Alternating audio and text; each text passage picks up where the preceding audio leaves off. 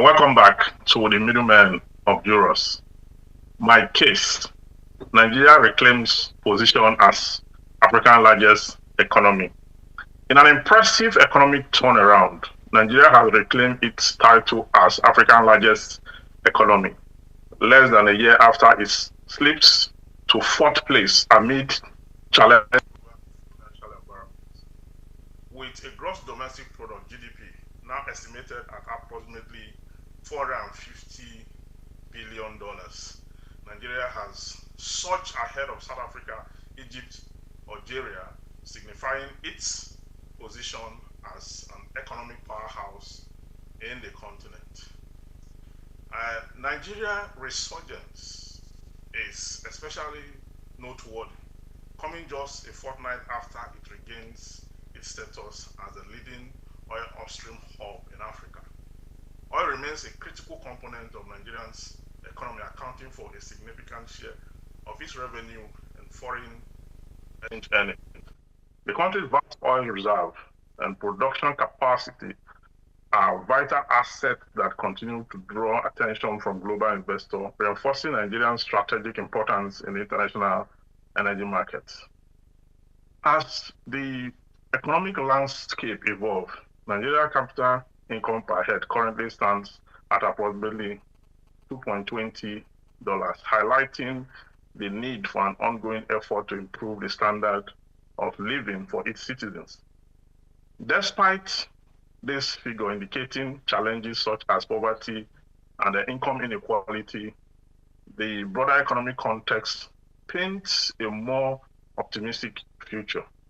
Nigeria has edged ahead of prominent economies like South Africa, which has a GDP of approximately $360 billion, and Egypt at about $300 billion, followed by Algeria of about $170 billion.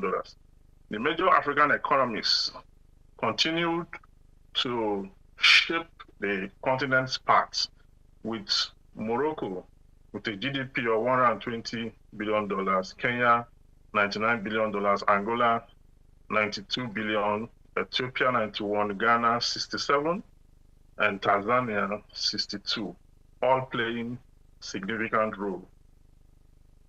The World Bank Countries Director for Nigeria, Dr. Ndiame Diop, has praised the recent economic rebound, attributing it to a series of essential macroeconomic reforms initiated by the Nigerian government. Key among these reforms are adjustment to the exchange rate policy and improved access to foreign currency.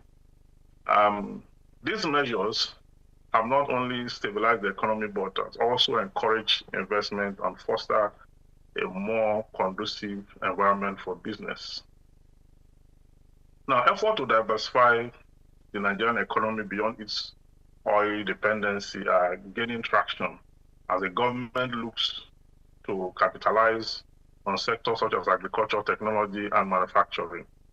Recent investments in infrastructure and technology are aimed at fostering innovation and enhancing productivity. The growing tech ecosystem in Nigeria, particularly in the cities like Lagos, has brought forth a surge of startups that are not only revolutionizing local market dynamics, but also attracting international attention and investment. My verdict: why Nigeria celebrates this milestone? Challenges remains. Issues such as security threats, inflation, and unemployment persists, posing significant obstacle to sustainable growth. The government must, as a matter of necessity, continue to address these challenges while leveraging on economic advantages to ensure that growth translates into tangible benefit for all Nigerians. In conclusion, Nigeria's return as African economic giant is a testament to the resilience and potential of its people, with robust reform and a commitment to fostering a diversified economy. Nigeria stands at the brink of a new era, The path ahead will require strategic planning and collaboration across sectors to ensure that the nation not only sustain its growth, but also improve the quality of life for its citizens. As Nigeria takes its rightful place on the continental stage, the world watches with keen interest, anticipating the next chapter in its economic journey. I think say all this English. Go to Rabbi again. Sorry, the juror from Rabbi, I beg no vex. Either you got all this, your plenty English from Rabbi directly, or now because you know they inside Nigeria. Because it was the World Bank that released this. It has to be the World Bank. Yeah. Largest economy. I stated the fact that hunger and every other things it persists. Largest economy. Yeah, but poorest people in the world. Those projections. If you listen to it, you see economic growth does not translate to good life. It does not. It's stated in the case. You understand? So let's go ahead. No, when we rebased our economy under Minister Okonjo-Iweala, we saw that, because you mentioned new startups in Lagos in your case, we saw a lot of people, Nigerians who had gone to school abroad, who had started coming back, under President Obasanjo, were now starting up small businesses. Entertainment was booming under President Jonathan, from comedy to music to fashion. So young people, you can come out fresh graduates and start up your own small fashion business, fintech, all of those things. Now, just based on Forex, if you were earning 200,000 naira before and they are now paying you 300,000 in 2025, your salary of 200,000 in 2015, 2015 is 10 years ago, that's too far. Let's say 4 years ago. Let's say 2020, right? Or 2021 after COVID. Your salary of 200,000 in 2021 compared to your salary of 300,000 in 2025. You can't buy the things that you used to buy in 2021. Absolutely. So talking about the economy, the largest economy because of foreign exchange, we have allowed it to float, we have removed subsidy here, removed subsidy there. Maybe the political elites are the ones enjoying it, because we see them building mansions for themselves, buying SUV, and they are not suffering any austerity. But we the people, there's more hunger safe than ever before. A station where you have to borrow 1/3 of your budget. 2025 does not give hope of recovery. The World Bank, I think, it's just an arrangement between Tinubu and the World Bank. Just release something, so that Nigerians will start chewing on that. Yeah, no. Once I saw it was from the World Bank, I just threw it away, because those guys. No, it's not. It's not just World Bank and it's the World Bank government, a national orientation agency. Well, hold on. The economy itself left that fourth position is irrefutable. How? No, based on what? Hold on. Based on what? It's not going to transfer. It's not going to translate to any good life. No, what are the indices? No, we're not talking about good life. What are the indices? Because you know why I fought this report is that recently the National Bureau of Statistics said it was going to rebase Nigeria's economy and add what we regard as illicit activities. Like prostitution. Prostitution, like oil theft and all of that. Imagine that. So by the time you add all of those things, what you are doing is that you are raking up dubious statistics that are not structured, that cannot be traced. True. Can you trace? They are not paying taxes. Yes. Can you trace the quantum of oil theft or prostitution? So how does it help the economy? It draws away the economy. Exactly. So within that, you can actually say that Nigeria rebase the economy, and that the GDP is $1 trillion.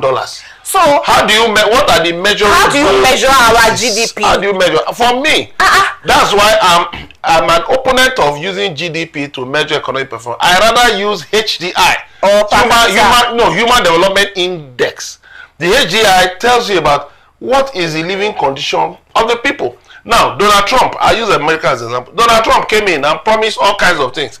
Now, he's saying that his tariff war is already, affecting Americans negatively. Now, he's saying that he's not responsible for, the blowback from his tariff war. And the war has not even really begun. Yeah, well. So, the thing is this.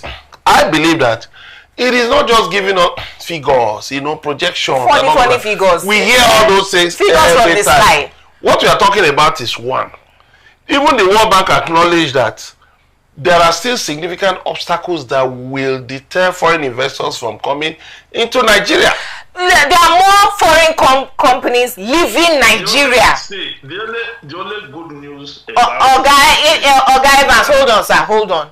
I asked about the indices. No, I want to ask you about the indices of this your. They are clear in the case. There are a lot of adjustments in the case. I'm not a fan of Nigerian government, but from my research, okay, they have worked on the foreign exchange. Now you have a lot of startups that has to do with IT. When I say startup, you said startup in Lagos. I didn't just say startup in Lagos. I said startup in a particular area, IT. That's why I was actually asking for your patience to listen to the case. No, but I listen to the case now. No. I absolutely disagree with you. I listened to your case. I heard you very well. The point from me. You mentioned startup in Lagos. I think you should go and see the case again. Startup in Lagos in technology. So I refer to that. No, we agree with you, but what I'm saying, to that now. But what I'm talking about is that the World Bank cannot be, they told us some months ago that, due to certain developments, globally, that Nigeria's economy, will not grow beyond 1.5. You're now coming to tell us in February that the Nigerian economy, that the GDP will grow to 3.7% on average annually from 2025 to 2027. Now, other countries were mentioned. Have they refuted it? No. Let me talk about Nigeria. What I'm saying. Were mentioned in the report. No, what I'm saying is this. What I'm saying is that. No. We will say the Nigerian government is not doing well. Everybody know that one. But that to say that, listen, ordinarily, even when they said we were fought, I don't even agree because the informal sector is not captured. By the time you capture all these countries we are talking about that are ahead of us, what is their population?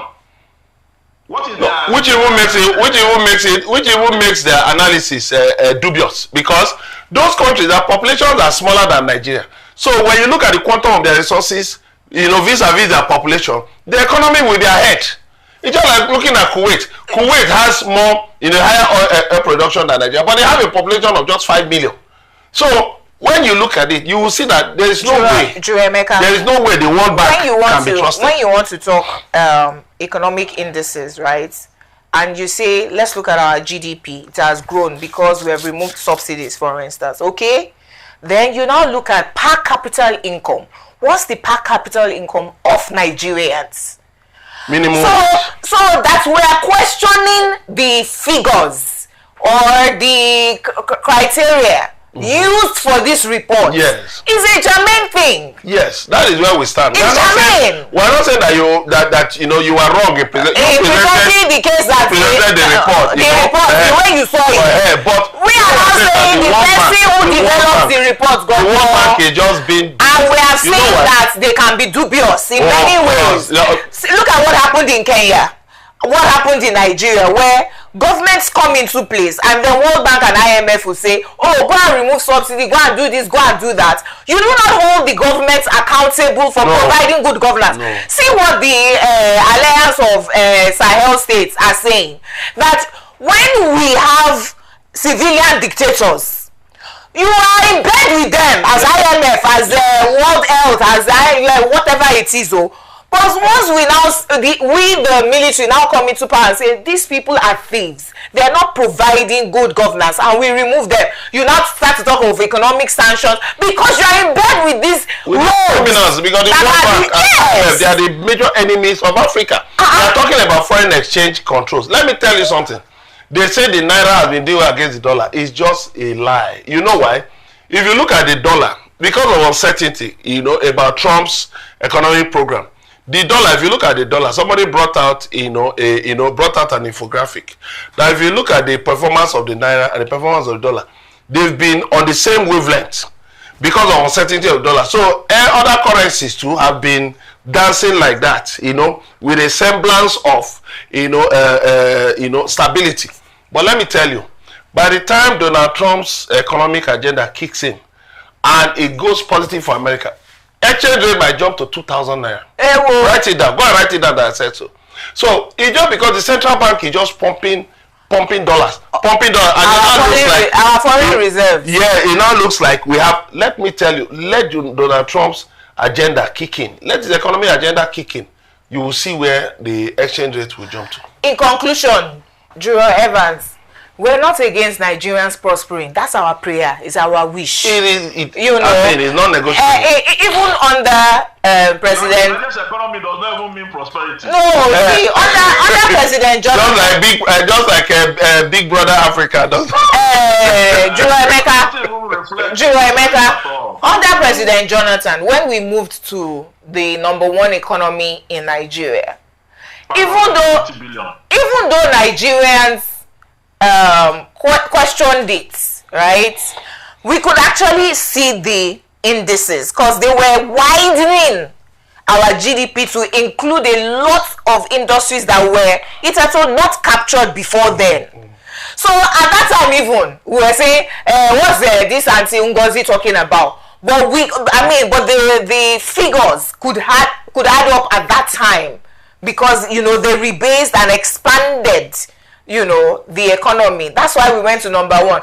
At this point, where more what you'd have called FDIs, foreign direct investments, are leaving Nigeria because of insecurity, because they cannot even repatriate their earnings in dollars.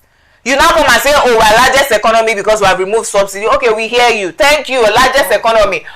Largest economy now. Can you build largest infrastructure in Africa? So that we can see the results of being the largest economy and start to compete with South Africa, Egypt and Algeria in terms of good roads. See, tankers are falling every day. They say, oh, big tankers should stop going on the road.